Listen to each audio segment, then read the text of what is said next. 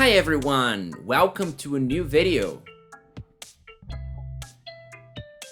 Um dos tempos verbais que mais causam confusão, olha, de longe na minha trajetória de professor de inglês, eu posso falar, é o verbo dare to be, que é, em resumo, o verbo que a gente usa para apontar a existência das coisas na frase. Mas eu não vou me alongar muito falando dele, porque eu já gravei um vídeo aqui no canal falando apenas sobre esse verbo. Vai estar aqui neste card aqui do meu lado. Então, se você ainda tem dúvidas sobre como utilizar o there is, there are, como é que funciona e tudo mais, eu sugiro assistir esse vídeo e depois voltar para esse, quando tiver um pouco mais de tranquilidade aí na utilização desse tempo verbal. Combinado? Então, com isso eu quero dizer que esse vídeo é específico para quem já utiliza bem o there is, there are nas frases, ou seja, não tem dúvidas, consegue colocar ali bem certinho em todas as frases, quando é sujeito singular, quando é plural e tranquilo. Só que na prática, isso significa que você apenas dominou o verbo dare to be em um tempo verbal, no caso, o simple present. Mas e quanto aos demais tempos verbais? E aqui eu quero fazer um disclaimer importante. Quando a gente fala de tempos verbais em inglês, a gente tem apenas 3 principais. É claro que na prática os outros vão também ser considerados, mas em essência, ou seja, que vão causar uma mudança estrutural no verbo que a gente está usando ou nos verbos que a gente estiver usando, são apenas 3 tempos verbais. O present, para encurtar, é o tempo presente, past, passado, e o famigerado present perfect. Então, para recapitular, o tempo verbal presente, there is, there are. There to be vai virar there is, there are. No passado vai virar there was, there were. E no present perfect, there has been ou there have been.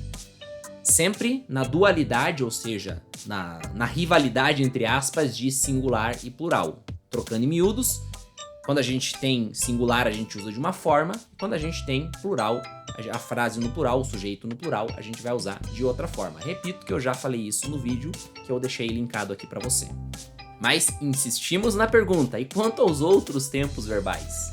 E aí? Bom, para encurtar a conversa, para facilitar aqui o teu entendimento e a gente não ficar muito em gramatiquês, eu quero destacar apenas 2 tempos verbais, futuro e condicional. Futuro, o nome já fala tudo, quando eu quero falar de algo que vai acontecer, né? Você deve já a esse ponto, se você já utiliza bem o verbo o dare to be, provavelmente você já chegou na parte onde a gente aprende que o futuro em inglês é formado em resumo, bem resumão mesmo, pelos verbos will e going to, né?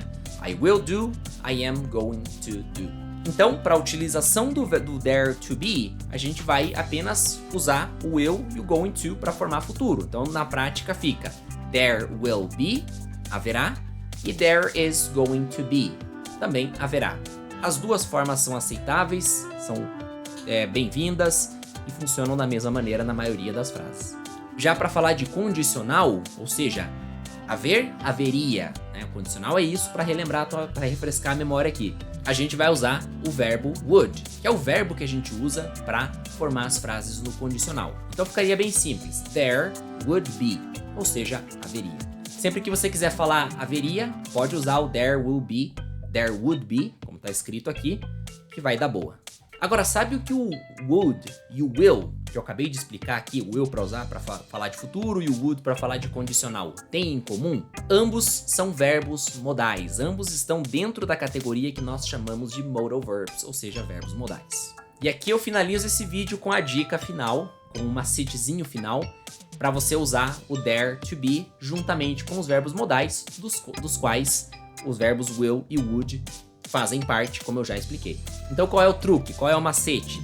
Pega o dare to be, como está aparecendo aqui na tela, tira o to do meio e coloca o modal. Com isso a gente tem there will be, haverá. There would be, haveria. There could be, poderia haver. There should be, deveria haver. There may be, pode haver. There might be, pode haver também. There must be, deve haver. É claro que tem mais alguns verbos modais, mas os principais são esses. E se eu deixei algum de lado, pode usá-lo também. Saiba que qualquer verbo modal aqui no meio vai funcionar. Tá parado! E aí, esse vídeo ajudou você? Se sim, por favor, curta, compartilhe com os amigos, com quem você acha que vai se beneficiar. Comente aqui embaixo pra gente saber a sua opinião. E see you in the next video. Bye bye.